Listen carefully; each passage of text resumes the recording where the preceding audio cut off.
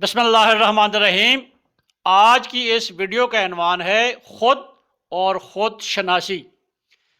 کسی دوسرے سے محبت میں سب سے تکلیف دہ مرحلہ وہ ہوتا ہے کہ جب آدمی یہ بول جاتا ہے کہ اس کی سب سے زیادہ محبت اور عزت کا مستحق وہ خود ہے، اور مشکلات و مصائب ایک نعمت ہیں۔ اس کے علاوہ آپ کو بتایا جائے گا کہ حقیقی محبت کیا ہے، بہتر شخصیت کون سی ہیں، اور جب حق جاگتا ہے۔ اس کے علاوہ محرومی اور خودی کا احساس کب ہوتا ہے۔ لیکن اس سے پہلے اگر آپ نے ہمارے چینل کو سبسکرائب نہیں کیا تو چینل کو سبسکرائب کر لیں اور گھنٹی والے بٹن کو پریس کر لیں۔ ہماری ذات خوبیوں اور خامیوں کا مجموعہ ہوتی ہے۔ جو خوبی ہماری شناخت بنتی ہے، اس سے دوام ملتا ہے، یہ قدرت کا انعام ہوتا ہے۔ اس خوبی کو ہمیں لے کر چلنا ہوتا ہے۔ قدرت اپنے کارخانے کو چلانے کے لیے ہر انسان میں کچھ ایسی صفات رکھ دیتی ہے کہ کائنات میں جو کمی ہوتی ہے وہ اس سے پوری ہو جاتی ہے۔ کائنات کا یہ نظام چلتا آ رہا ہے اور چلتا رہے گا۔ ہم نے پچھلے لوگوں کی جگہ لی، پھر ہماری جگہ اور لوگ لے لیں گے، لیکن آج کے وقت میں ہمارا موجود ہونا اس بات کی علامت ہے کہ اس نظام میں ہماری ضرورت ہے، اور اس ضرورت کو پورا کرنے کے لیے ہمیں یہ زندگی عطا کی گئی ہے۔ انسان میں یہ تجسس رہتا ہے کہ میں خود کو جانوں، مجھے جانا جائے۔ وہ یہ بھی چاہتا ہے کہ مجھ میں ابھی جو کمی ہے، ابھی جو کچھ باقی ہے، اسے مکمل کرنا ہے۔ یہ تجسس خود شناسی کہلاتا ہے۔ یہ تجسس عمر کے کسی بھی حصے میں کسی کے دل میں بھی سما سکتا ہے۔ یہ سوال کبھی بھی اٹھ سکتا ہے کہ میں کون ہوں، میں کدھر جا رہا ہوں، اور مجھے جانا کہاں ہے۔ تاریخ میں جن لوگوں نے خود کو جانا، وہ صوفیاء کرام ہو سکتے ہیں، وہ اولیاء کرام ہو سکتے ہیں، وہ نیک لوگ ہو سکتے ہیں۔ اس کے ساتھ ساتھ وہ لوگ بھی ہو سکتے ہیں جنہوں نے معاشرے کے لیے کوئی کام کیا۔ مثال کے طور پر اگر آئنسٹائن کا نام لیا جائے تو اس کی دریافتیں معاشرے کے لیے بہت فائدہ مند ثابت ہوئی۔ اس کی شناخت علم سے جڑی ہے، یہ اس کی اندر خودی تھی۔ وہ کہا کرتا تھا کہ میری دریافت کا عمل اس طرح ہے کہ جب میں کسی چیز کی دریافت کے پیچھے پڑ جاتا ہوں اور وہ ہو جاتی ہے تو اگلے کام کی طرح پچھلا کام بھول جاتا ہوں۔ وہ کہتا ہے کہ میں سوچتا بھی نہیں ہوں کہ اس سے پہلے میں نے کوئی کام کیا تھا۔ میں جو کام کر رہا ہوتا ہوں وہ میرے لیے نیا کام ہوتا ہے۔ میں اپنی پوری توانائی اس میں لگا دیتا ہوں۔ جن لوگوں کے بارے میں یہ سمجھا جاتا ہے کہ انہوں نے خود کو جان لیا، یہ وہ لوگ تھے جنہوں نے خود کو جان لینے کے بعد وہ کام کیا جس کے لیے وہ پیدا کیے گئے تھے۔ عام طور پر خود کو جاننے والا شخص خود کو اس وقت جانتا ہے کہ جب وہ مصیبت و آلام میں مبتلا ہوتا ہے۔ جتنی خود شناسی انسان کو تکلیف میں ہوتی ہے، اتنی خوشی اور راحت میں نہیں ہوتی۔ غم و تکلیف اور مشکلات کا دور انسان کو اپنے آپ سے آگاہ کرتا ہے۔ حضرت واصف علی واصف فرماتے ہیں، جس کی آنکھ میں آنسو ہیں وہ خدا کی راہ میں رحمت سے محروم نہیں ہو سکتا۔ خدا کی رحمت سب سے پہلے اس شخص کے لیے ہوتی ہے جس کی آنکھ میں آنسو ہوں، کیونکہ اس وقت دل شکستہ اور ٹوٹا ہوا ہوتا ہے، اور شکستہ دل نرم ہوتا ہے۔ عبدالستار ایدھی جب پیدا ہوئے تو ابتدائی ایام ہی میں ان کی والدہ کو طلاق ہو گئی، جس کی وجہ سے ان پر غربت اور غم کے سائے رہتے تھے۔ اس کمپسری کی حالت میں وہ والدہ کے ساتھ پاکستان آ گئے اور کراچی میں گولیاں ٹافیاں بیچنا شروع کر دی، لیکن اندر یہ جذبہ تھا کہ جس محرومی کا مجھے سامنا رہا، اس کا ازالہ مجھے دوسروں کے لیے کرنا ہے۔ لہٰذا انہوں نے اپنی ریڈی سے کام شروع کر دیا، اور پھر ایک وقت ایسا آیا کہ ان کا نام gains book of world record میں درج ہوا۔ ان کے بچپن کی محرومی ان کی طاقت بن گئی۔ انہوں نے خود کو جان لیا کہ میں دوسروں کی خدمت کے لیے پیدا ہوا ہوں۔ جو خود کو جان لیتا ہے اس سے معاشرے کو فائدہ ملنا شروع ہو جاتا ہے۔ پھر وہ اپنے لیے نہیں جیتا بلکہ وہ دوسروں کے لیے جیتا ہے۔ انسان جب اپنا آپ کسی کو دیتا ہے تو اس کو سمجھ آتا ہے کہ اصل زندگی تو یہ زندگی ہے۔ وہ اپنے آپ کو بیچ دیتا ہے، پھر وہ کہتا ہے کہ اب میرا دام انسان لگا سکتا ہے۔ وہ سمجھتا ہے کہ کسی انسان کے لیے فنا ہونے سے بدر جہاں بہتر ہے کہ میں مالک کائنات کے لیے فنا ہو جاؤں۔ بے شمار لوگ ایسے ہیں جنہوں نے خود کو تب جانا کہ جب ان کو نیک لوگوں کی صحبت ملی۔ اس کی بہترین مثال اگر کوئی ہے تو وہ رسول کریم صلی اللہ علیہ وآلہ وسلم کا دور نبوت ہے، جس کے فیض یافتہ حضرت عمر فاروق رضی اللہ تعالیٰ عنہ جب ممبر پر بیٹھتے تھے تو اپنی داڑھی کو پکڑ کر کہتے تھے کہ میں وہ شخص ہوں جو بکریاں اور اونٹ نہیں چرا سکتا تھا۔ یہ حضور صلی اللہ علیہ وآلہ وسلم کی محبت صحبت تھی جس نے مجھے اس قابل بنایا۔ یہ صحابہ کرام رضی اللہ تعالیٰ عنہ کی جماعت تھی۔ یہ بظاہر عام لوگ تھے جن میں تہذیب کی بھی کمی تھی، تمیز کی بھی کمی تھی اور علم کی بھی کمی تھی، مگر کمال یہ ہوا کہ انہیں رسول کریم صلی اللہ علیہ وآلہ وسلم کی ذات مبارک کی صحبت میسر آ گئی۔ بعض اوقات تاریخ نے کچھ لوگوں کو ایک ایسا آئینہ دیا کہ ان لوگوں نے اپنی شناخت اس کے ذریعے کر لی اور ان کے اندر کی چھپی ہوئی صلاحیتوں کا اظہار ہونے لگا۔ وہ تلوار جو حضرت عمر فاروق رضی اللہ تعالیٰ عنہ لے کر نکلے، وہ تہذیب جو صحابہ کرام رضی اللہ تعالیٰ عنہ لے کر نکل رہے ہیں، وہ سخاوت جو حضرت عثمان غنی رضی اللہ تعالیٰ عنہ لے کر نکلے، اور وہ علم جو حضرت علی مرتضیٰ رضی اللہ تعالیٰ عنہ لے کر نکلے، اس سے پوری دنیا کو فیض ملا۔ یہ سب اس وجہ سے ممکن ہوا کہ ان کی شخصیات کو نبی کریم صلی اللہ علیہ وآلہ وسلم کی صحبت میسر آئی۔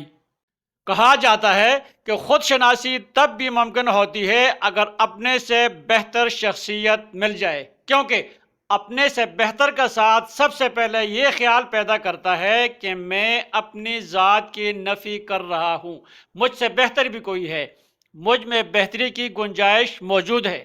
حضرت مولانا رومی فرماتے ہیں کہ ایک شیر کا بچہ گھومتے گھومتے بیڑوں کی ریوڑ میں چلا گیا اور وہاں پر رہنے لگا۔ ان میں رہتے رہتے اس نے زندگی گزار دی، وہ بھول گیا کہ میں شیر ہوں۔ وقت گزرا، ایک دن اس نے دیکھا کہ شیروں کا لشکر جا رہا ہے۔ جیسے ہی اس نے شیروں کے لشکر کو دیکھا تو اسے خیال آیا کہ یہ تو مجھ سے ملتے جلتے ہیں، ان کے انداز، ان کے اطوار، ان کا طور طریقہ، ان کے اندر جھلک میری ہے۔ اس نے دیکھا کہ شیر نے ایک دم بیڑ کو شکار کر لیا اور کھا گیا۔ یہ دیکھ کر اس کے اندر کا شیر جاگ گیا۔ انسان کا اندر تب جاگتا ہے کہ جب وہ اپنے جیسے کو دیکھتا ہے۔ اگر کوئی درندگی کر رہا ہے اور اگر اس کے اندر درندگی ہے تو وہ اس کو اچھا لگے گا۔ جس کے اندر گناہ ہے اور وہ کسی کو گناہ کرتے دیکھے گا تو اس کی ترغیب ملے گی، اور اگر اندر نیکی ہے تو پھر نیکی کی ترغیب اندر کی سوئی ہوئی نیکی کو جگا دیتی ہے۔ پرانے وقتوں میں شالمار باغ کے علاقے میں زیادہ تر ہندو اور سکھ لوگ رہا کرتے تھے۔ شام کے کسی پہر شالمار باغ میں ایک اللہ کے نیک بندے ٹہل رہے تھے، ان کے ساتھ ان کا مرید بھی تھا۔ مغرب کا وقت ہو گیا، انہوں نے مرید سے اذان دینے کو کہا۔ مرید نے ادھر ادھر دیکھنے کے بعد کہا کہ اذان کی ضرورت نہیں ہے۔ انہوں نے وجہ پوچھی تو مرید نے جواب دیا کہ میں جدھر دیکھتا ہوں مجھے سکھوں کی پگڑیاں نظر آتی ہیں یا ہندوؤں کی کلنگ نظر آتی ہے، اس لیے یہاں پر اذان دینے کی کیا ضرورت ہے؟ اللہ کے ولی نے کہا بیٹا آپ اذان دے دیجئے۔ جب اذان دی اور پیر و مرید نے نماز شروع کی تو پیچھے 3 صفیں بن چکی تھی۔ مرید نے پوچھا حضور یہ کیا معاملہ ہے؟ انہوں نے جواب دیا حق کی بات کرنے سے سویا ہوا حق خود جاگ جاتا ہے۔ ایک کا حق بولنا بہت سو کے سوئے ہوئے حق کو جگا دیتا ہے۔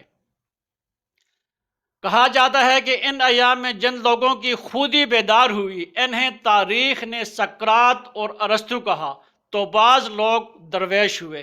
یہ وہ لوگ ہوتے ہیں جو انسان کے مقصد حیات کو جگا دیتے ہیں کہ جس مقصد کے لیے اللہ تعالیٰ نے انہیں بھیجا ہے۔ ان کی حق کی پکار اندر کے حق کو جگا دیتی ہے۔ ان کی باتیں اگرچہ عام باتیں ہوتی ہیں لیکن اپنی ذات کی گہرائی سے نکلنے کے باعث دوسروں کے دلوں میں گر کر جاتی ہیں۔ بعض اوقات کسی کا گناہ بھی اس کو خودی سے آشنا کر دیتا ہے، کیونکہ گناہگار جب توبہ کی طرف جاتا ہے تو سب سے بڑا انعام یہ ہوتا ہے کہ اللہ تعالیٰ اس کو اسی سے آشنا کر دے۔ گناہگار کے آنسوں میں اتنی عاجزی ہوتی ہے کہ اللہ تعالیٰ اس کے سارے گناہوں کو مٹا دیتا ہے۔ وہ نیکی جو آپ کو سلا دے، اس سے بہتر وہ گناہ ہے جو جگا دے۔ جاگنے کے بعد گناہ نہیں ہوتا، توبہ ہو سکتی ہے۔ یہ شعور کہ میں بیدار ہوں، میرا خیال کس طرف جا رہا ہے، اللہ کا بہت بڑا انعام ہے۔ ہمیشہ انسان کو غم نے، صالح صحبت نے، توبہ نے، یہ نیک شخص کی صحبت نے بیدار کیا ہے۔ انسان کی محرومی اس کی طاقت بنتی ہے، بشرطے کہ محرومی کا احساس ہو جائے۔ اگر محرومی کا احساس ہی نہ ہو تو محرومی کو دور نہیں کیا جا سکتا۔ کینسر، ہارٹ اٹیک اور ہیپاٹائٹس سی بہت خطرناک بیماریاں ہیں۔ یہ اس لیے خطرناک ہیں کیونکہ ان کا پتہ اس وقت لگتا ہے کہ جب وقت گزر چکا ہوتا ہے، لیکن اس سے بھی خطرناک بات یہ ہوتی ہے کہ آدمی کو پتہ ہی نہ ہو کہ میں زندگی میں کس طرف جا رہا ہوں۔ انسان پر سب سے بڑی رحمت یہ ہے کہ انسان کی آنکھ کھل جائے اور اسے پتہ چل جائے کہ وہ کہاں ہے، کہاں جا رہا ہے۔ جب اپنی آنکھ خود پر کھلتی ہے تو اپنی غلطیاں، اپنی کوتاہیاں، اپنے اندر کے موسیٰ اور اپنے اندر کے فرعون کا پتہ لگ جاتا ہے۔ سب سے زیادہ خطرے والی بات تب ہوتی ہے کہ جب غلطیوں کا پتہ نہ لگے، آدمی کو یہ شعور اور احساس ہی نہ ہو کہ وہ کیا کر رہا ہے اور کس لیے جی رہا ہے۔ اس کا بہترین حل یہ ہے کہ اللہ تعالیٰ سے دعا کی جائے کہ اے میرے مالک، مجھے میری غلطیوں سے آشنا کر دے۔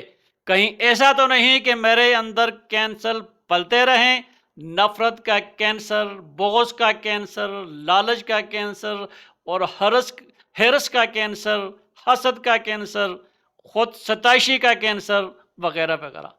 انسان دو تاریخیں کبھی نہیں بھولتا، ایک اس کی تاریخ پیدائش اگر اسے معلوم ہو، اور دوسری جس دن اس کو یہ پتہ لگتا ہے کہ مجھے مالک نے کیوں پیدا کیا ہے۔ اگر یہ پتہ لگ جائے کہ مجھے کیوں پیدا کیا گیا ہے، میرے یہاں آنے کا کیا مقصد ہے، تو پھر سمجھیے کہ خود ستائشی کے بجائے خود شناسی کا سفر شروع ہو گیا ہے۔ آج بھی بے شمار نوجوانوں میں خودی کا احساس پایا جاتا ہے۔ یہ وہ نوجوان ہیں جن سے معاشرے کو فائدہ ہو رہا ہے۔ آج فلاح و بہبود کے کاموں میں جتنے نوجوان نظر آتے ہیں پہلے اتنے نہیں ہوتے تھے۔ آج بے شمار تحریکیں نوجوانوں کی وجہ سے چل رہی ہیں۔ کتنی ہی نوجوان پاکستان پر مر مٹنے کے لیے تیار رہتے ہیں۔ ہم یہ گلہ کرتے رہتے ہیں کہ نیکی کا زمانہ نہیں ہے، لیکن یہ حقیقت بھی یاد رکھیے کہ ایک ہی وقت میں دونوں چیزیں موجود ہوتی ہیں۔ نہ کسی دور میں نیکی مری ہے اور نہ کسی دور میں بدی ختم ہوئی ہے۔ اہم سوال یہ ہے کہ ہم کس صف میں کھڑے ہیں، ہماری لائن کون سی ہے، ہمارے عمل سے کتنے لوگ متاثر ہو رہے ہیں۔ اگر واقعی ہمارا خلوص ہے تو پھر بے شمار لوگوں کو اس سے راستہ مل جائے گا۔ بعض اوقات ہماری نصیحتیں دوسروں کو تبدیل نہیں کرتی، معاملہ فہمی یا حسن اخلاق تبدیل کر دیتا ہے۔ حدیث کا مفہوم ہے کہ مومن کے نامہ اعمال میں قیامت کے روز سب سے وزنی شے اس کے اخلاق کے حسنہ ہوں گے، کیونکہ حسن اخلاق سب سے زیادہ متاثر کرنے والی شے ہے، دوسروں کے دلوں کو بدلنے والی چیز ہے۔ ویڈیو اچھی لگے تو لائک کریں، چینل کو سبسکرائب کریں اور بیل آئیکن کے نشان کو پریس کر لیں۔ شکریہ۔